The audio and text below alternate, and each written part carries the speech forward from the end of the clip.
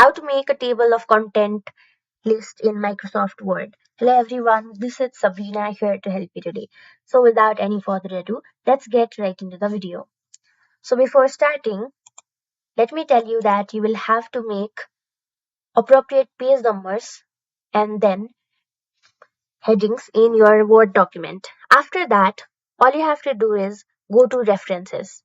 Now, go to insert table of authorities. And then from here go to insert table of content. If you have any contents, this tab will be opened. So after that, a preview will appear just like this.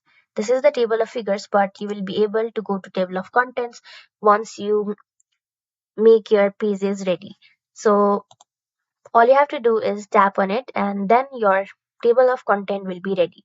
So thank you for watching this video. Make sure to like, share and subscribe to our YouTube channel. If you got any questions, comment them down and I'll catch you in the next one.